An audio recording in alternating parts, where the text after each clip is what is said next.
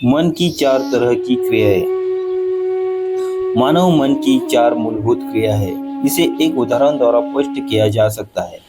मान लो मैं एक ऐसे व्यक्ति से मिलता हूँ जिसमें मैं लगभग 10 वर्ष पूर्व मिल चुका हूँ। मैं याद करने का प्रयास करता हूँ कि मैं उसे कब मिला हूँ और वो कौन है।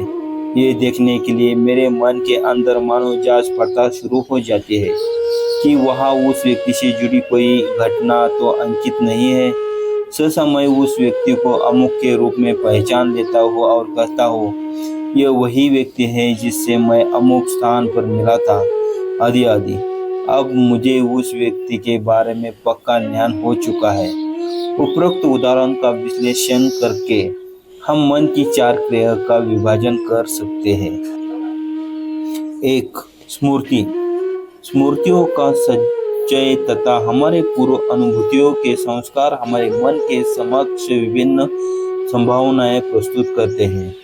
यह संचय चित्त कहलाता है।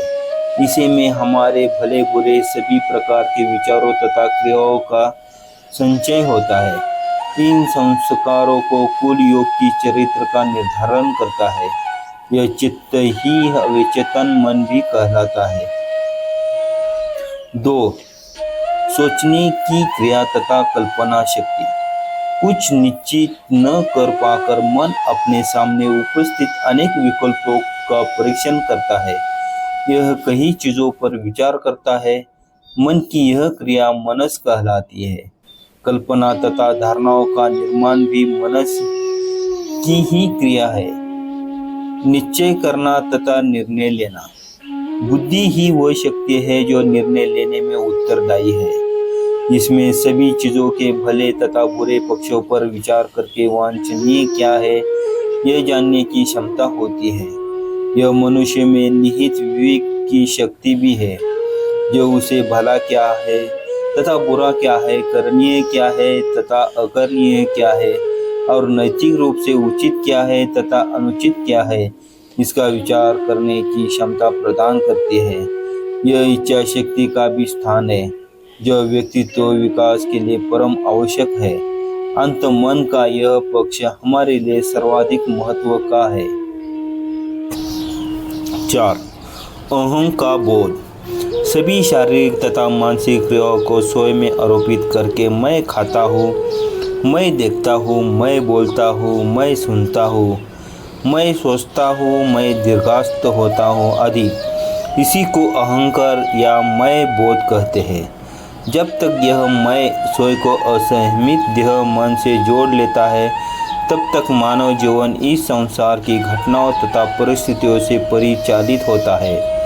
इसके फलस्वरूप हम प्रिय घटनाओं से सुखी होते हैं और अप्रिय घटनाओं से दुखी होते हैं। मन जितना ही शुद्ध तथा संयमित होता है, उतना ही हमें इस बोध के मूल स्रोत का पता चल जाता है और उसी के अनुसार मनुष्य अपने दैनंदिन जीवन में संतुलित तथा साम्यावस्था को प्राप्त होता जाता है। ऐसा व्यक्ति फिर घटनाओं तथा परिस्थितियों द्वारा विचलित नहीं होता। मनस, बुद्धि, चित्त और अहंकार मन के ये चार बिल्कुल अलग अलग विभाग नहीं है। एक ही मन को उसकी क्रियाओं को अनुसार ये भिन्न भिन्न नाम दिए गए हैं। मन के विषय में एक रथ के दृष्टांत द्वारा मानव व्यक्तित्व का वर्णन करता है। हमारा मैं रथ का स्वामी है, शरीर ही रथ है और बुद्धि सारथी है। मनस लगाम है जिससे कान, त्वचा, नेत्र, जिह्वा तथा घ्राण रूपी ज्ञानेंद्रिय जुड़ी हुई है। ये ज्ञानेंद्रिय व्यक्ति को संसार का ज्ञान देने वालों मानो 5 खिड़कियां है। भोग्य विषय रूपी सड़क पर यह रथ चलता है, जो कि व्यक्ति इस देह मन के साथ तादात्म्य का बोध कहता है। उसे विषयों का कर्म फलों का भोक्ता कहा जाता है।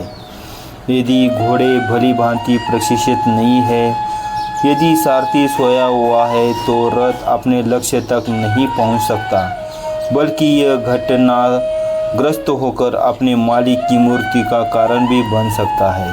इसी प्रकार यदि इंद्रियां नियंत्रण में नहीं लाई गई, और यदि विवेक की शक्ति सोई रह गई तो व्यक्ति मानव जीवन के लक्ष्य तक नहीं पहुंच सकता। दूसरी ओर यदि घोड़े प्रशिक्षित है और सारथी सज्जय है तो रथ अपने लक्ष्य तक पहुंच जाता है। उसी प्रकार यदि बुद्धि जागृत है और यदि मन तथा इंद्रियां अनुशासित एवं संयमित है तो व्यक्ति जीवन के लक्ष्य तक पहुंच सकता है।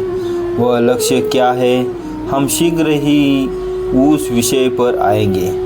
व्यक्तित्व विकास से जुड़ी मन की एक अन्य महत्वपूर्ण क्रिया है हमारी भावनाएं। ये भावनाएं जितनी संयमित होगी व्यक्ति का व्यक्तित्व भी उतना ही स्वस्थ होगा। इन भावनाओं या मनोवेगों को मोटे तौर पर दो भागों में बांटा जा सकता है, राग और द्वेष, प्रेम, प्रशंसा, महत्वाकांक्षा, सहानुभूति, सुख, सम्मान, गर्व तथा इसी प्रकार के अन्य भावों को राग कहा जाता है। और घृणा, क्रोध, भय, खेद, ईर्ष्या, जुगनुसा तथा लज्जा आदि द्वेष के अंतर्गत आते हैं। जब तक व्यक्ति असहमित मन के साथ जुड़ा है तब तक उसके व्यक्तित्व का वास्तविक विकास नहीं होता। बुद्धि रूपी सारथी मनोवेगों को नियंत्रित करके और उच्चतर मन को नियंत्रण मन के चंगुल से ऊपर उठाकर आत्म विकास के एक प्रभावी यंत्र के रूप में कार्य करता है। चरित्र क्या है? हमारी प्रत्येक क्रिया तथा विचार हमारे मन पर एक छाप छोड़ जाता है। यह संस्कार ही यह निर्धारित करते हैं कि हम एक विशेष क्षण में किसी विशेष परिस्थिति में कैसा आचरण करेंगे। हमारे इन समस्त संस्कारों का योग हमारे चरित्र का निर्धारण करता है। भूतकाल ने वर्तमान का निर्धारण किया है, उसी प्रकार हमारे वर्तमान विचार तथा क्रियाएं हमारा भविष्य निर्धारित करेगी। यही व्यक्तित्व विकास को नियंत्रित करने वाला मूलभूत सिद्धांत है। कौन देह, मन, तन, तंत्र को क्रियाशील बनाता है? यह एक महत्वपूर्ण प्रश्न है जिसका उत्तर हमें अपने विषय में एक बेहतर ज्ञान देने में सहायक होगा। इसी प्रश्न ने प्राचीन भारत के ऋषि मुनियों का भी ध्यान आकृष्ट किया था। उन्होंने अपने ऊपर ही प्रयोग किए, अपनी इंद्रियों तथा मानसिक यंत्रों पर और विधिवत शोध से उन्हें पता चला कि मनुष्य में एक ऐसा दैवी तत्व विद्यमान है जो मन का भी मन है, आँखों की भी आँख है और वाणी की भी वाणी है। यही वह दिव्यता है जो हमारा वास्तविक मन और हमारे व्यक्तित्व का शाश्वत तत्व है। शरीर का नाश होने पर भी इस दिव्य तत्व का नाश नहीं होता। जब तक हम अपने देह, मन तथा इंद्रिय तंत्र के साथ तादात्म्य का बोध करते रहते हैं तब तक यह दिव्यता छिपी रहती है। शास्त्रों तथा महापुरुषों के मतानुसार इस छुपी हुई दिव्यता को व्यक्त करना ही जीवन का लक्ष्य है। स्वामी विवेकानंद का केंद्रीय संदेश क्या था? स्वामी विवेकानंद के व्याख्यानों, वार्तालापों, पत्रों तथा कविताओं के रूप में उनके जीवन कृति विवेकानंद साहित्य के नाम से 10 खंडों से प्रकाशित हुई है। क्या स्वामी जी का कोई ऐसा केंद्रीय संदेश भी है जो इस खंड प्राप्त हो? आइए हम स्वामी जी की अपनी ही वाणी का श्रवण करें। मेरा आदर्श अवश्य ही कुछ शब्दों में व्यक्त किया जा सकता है और वह है मानव जाति को उसके दिव्य स्वरूप का उपदेश देना और जीवन के प्रत्येक क्षेत्र में उसे अभिव्यक्त करने का उपाय बताना। मनुष्य की आंतरिक दिव्यता ही स्वामी जी का मूलभूत संदेश था। उनका निम्नलिखित प्रसिद्ध उदाहरण व्यक्तित्व विकास में हमारा मूल मंत्र बन सकता है। प्रत्येक जीव व्यक्त ब्रह्म है। ब्रह्म तथा आंतरिक प्रकृति को वशीभूत करके अपने अंतर्निहित देवत्व को प्रकट करना ही जीवन का लक्ष्य है। लोगों में अंतर्निहित दिव्यता तथा पूर्णता के प्रति उनमें चेतना जगाते स्वामी जी कभी थकते नहीं थे। वे चाहते थे कि यह दिव्यता हमारे दिन प्रतिदिन जीवन में अभिव्यक्त हो, यहाँ तक कि वे इस दिव्यता की अभिव्यक्ति को ही मानवीय सभ्यता का एक पात्र पैमाना मानते थे।